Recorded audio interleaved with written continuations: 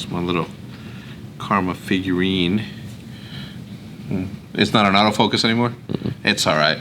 This is Damon Karma Barlow. What I wanted to do originally with the like half body is him, and then the back is goat. That's what I wanted to do with this one, but the mold would have been way too expensive for me to do it. But anyway, I have this one-of-one Karma Damon Barlow, who it is, Damon Karma. You know who I'm talking about. Today we're talking about him and what he has meant to the Call of Duty community. The greatest of all time, Mr. 3 Rings. Let's hear it for Karma. Karma is the GOAT. Karma, I mean, he's a world champion, right? I mean, this guy, he won the first COD champs in Black Ops 2, and it just feels like since that point has been paving the way.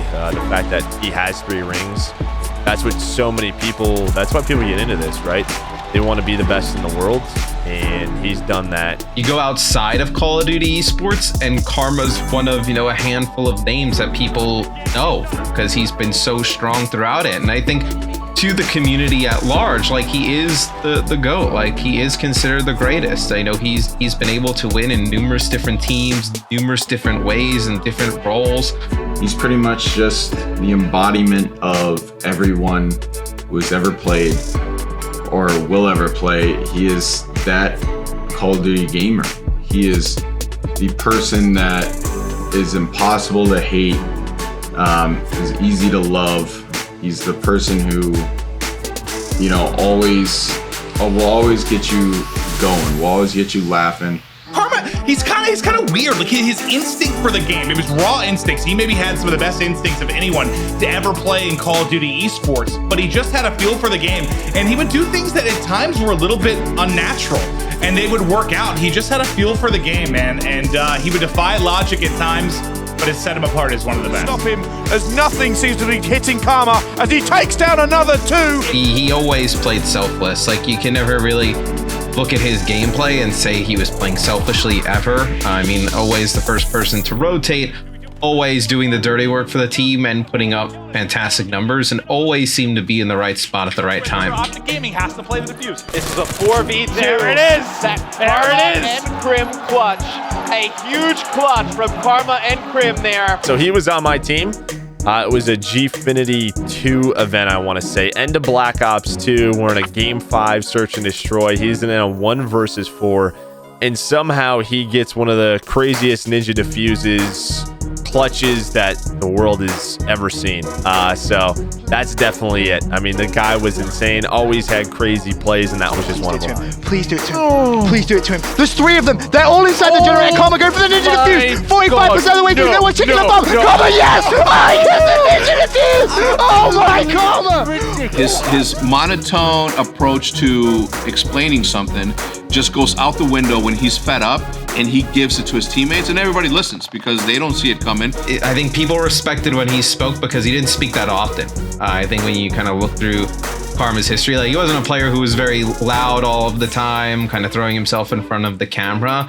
But when he spoke, everybody else listened. Everybody else, for the most part, usually agreed.